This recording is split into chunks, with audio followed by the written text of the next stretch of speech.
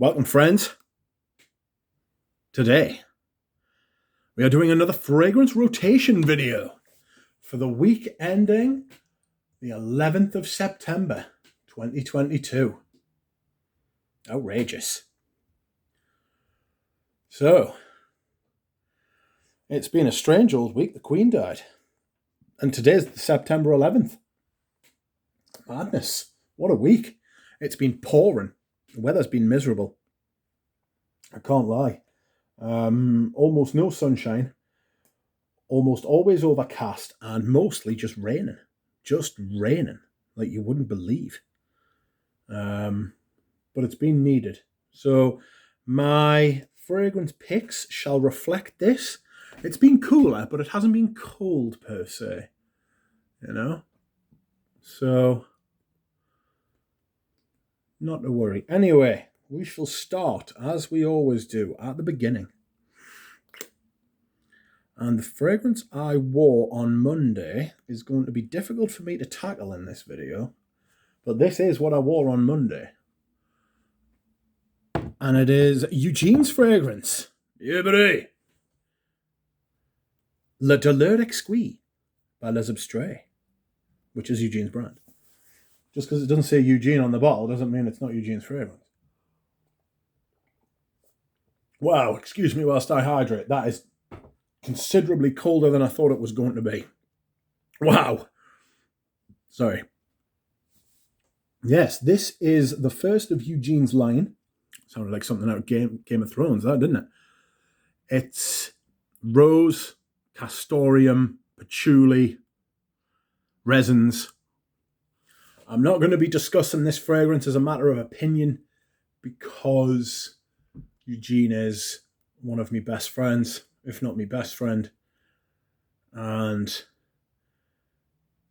I don't know, it doesn't feel right. I've said a lot about nepotism in the community and everything like that, so I don't feel it would be right, and it would be outrageous of us to then turn around and start doing that after everything I've said. But this is what I wore on Monday. Tuesday. Aha. I wore this and I was very impressed with it on Tuesday. This is outrageous and probably my favourite from the line. And talking to people about it, it appears that quite a few people feel the same way. And this is Camel from Zoologist. This is great. This is absolutely great. Big incense at the top, dried fruits, plum, dates, that kind of jazz. And then when it gets into the dry down, you get this kind of funk, which I'd never noticed before. And it really, really surprised us, and I really enjoyed it.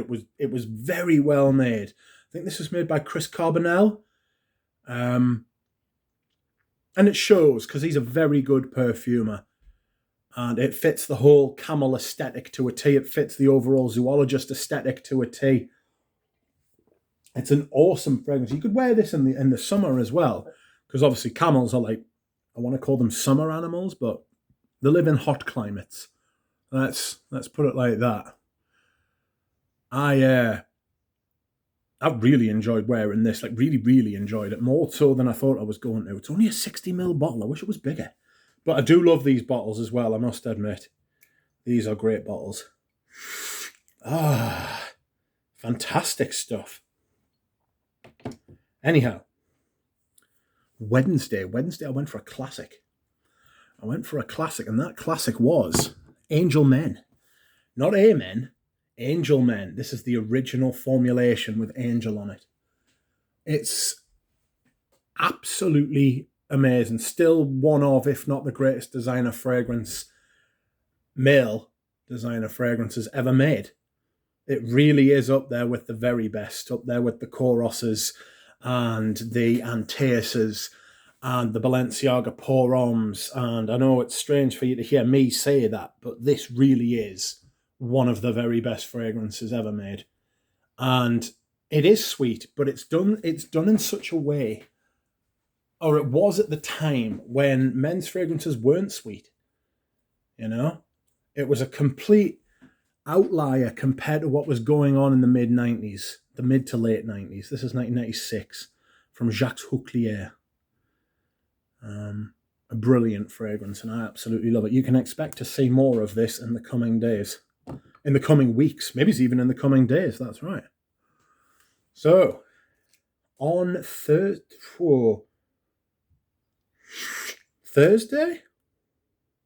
Yes, Thursday. Sorry. Thursday, I wore this. Vintage Fahrenheit. This is my 50ml bottle. But don't worry, it's getting low. But I've got a 200ml as well. So, just remain calm. Don't panic or anything. You know? Breathe. It's going to be okay. This stuff is awesome. It is, again, one of the best designer fragrances ever made. 8 years before Amen. This is fabulous stuff. I can't get enough of it. It's violet leaf. It's leather. It's floral without being feminine. It's masculine without being, like, uncouth. You know, it's masculine without being, like, apish. You know? It really is one of the best fragrances, again, ever made. Masculine designers, I should say. You can expect to see this again soon as well. Also perfect for the autumn. But I have a feeling you could wear that in the summer as well. Maybe it's just not the highest of high heat in the summers. You know? Anyhow, next. Friday, me and Ramsey had this planned. And on Friday, I went on his channel and we did a live stream and it was a lot of fun. And we talked a lot about vintage perfumes, which is like a ram and a duck's element, you know? Wherever you see rams and ducks, you will know that they are in their vintage element. And this is my 1980s Cuir de Russie from Chanel. Look at the colour it's gone, man, because of the vanillin in it. You know? It's definitely vanillin that. Vanillin always goes that colour. You can tell because there's vanillin in this as well. And you can see those colours, they're not exactly the same, but they're not far off. And there's nothing wrong with that, you know. You can have vanillin in a lot of fragrances, and it does do a lot of work, you know. It does a lot of the foundational work for perfumes. I've got Vintage Derby, which has gone that colour as well. Although I think it might have always been that colour. You'll find it in the Dior Homme line. You'll find it in a lot of perfumes because it's in a lot of perfumes. But this is leather, it is birch, it is rose, it is jasmine. It's got that floral heart that, I don't want to say screams Chanel, but screams Chanel.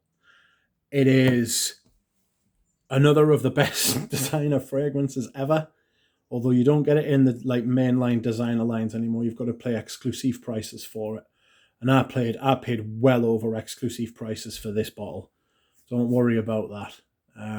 The new stuff's really good as well. So don't feel like you have to pay what I paid for this to get a similar experience. It's just because I am into vintage and I want the vintages when I can get them.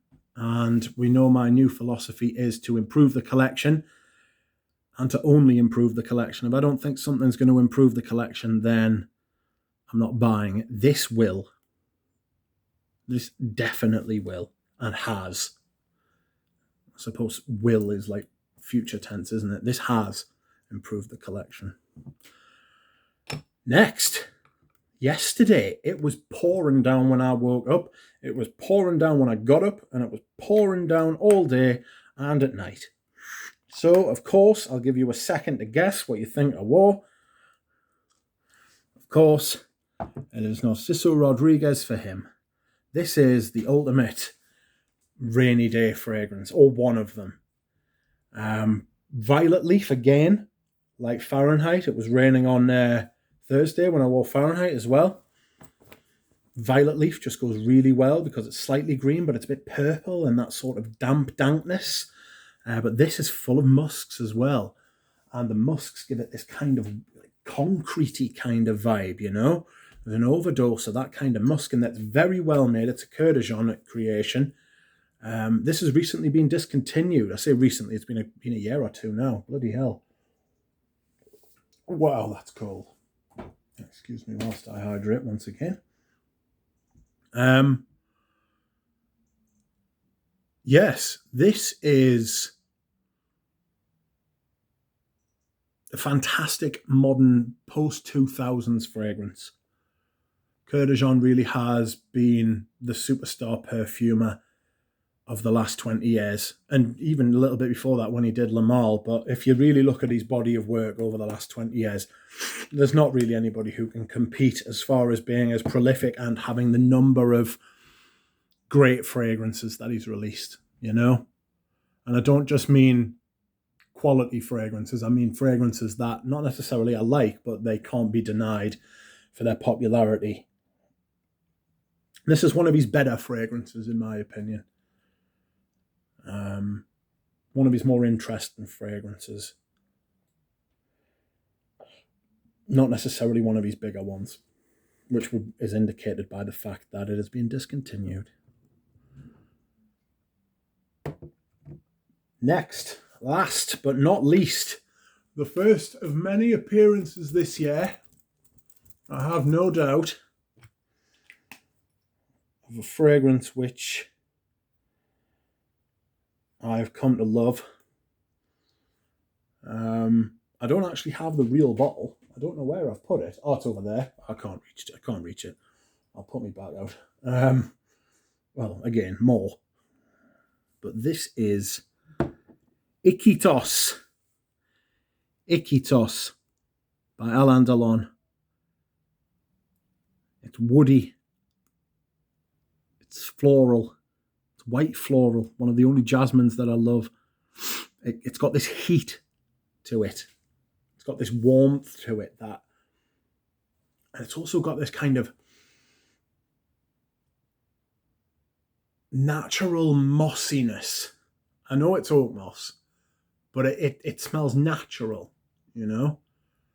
The jasmine and the oak moss combine to give this kind of like forest floor kind of vibe. And it's beautiful. It really is. I can understand, I could understand why it would be considered a chypre. And most chypres, floral chypres, are for women. But this was entered into the competition for to be chosen for Poison. And it was rejected in favour of what became Poison. It's hard to imagine Poison being any other fragrance now.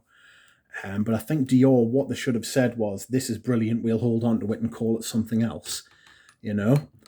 But fortunately, it was sold to Alain, well, it was shown to Alain Delon, who said, that's absolutely fabulous.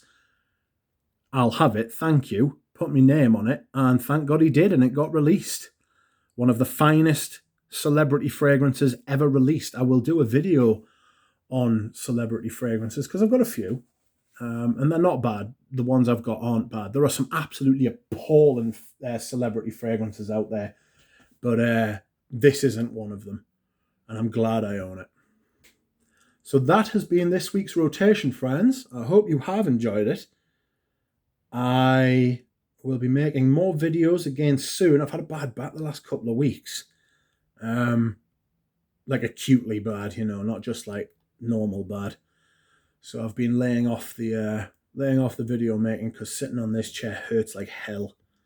But yes, thank you for watching, everybody. I will hopefully see you all again soon.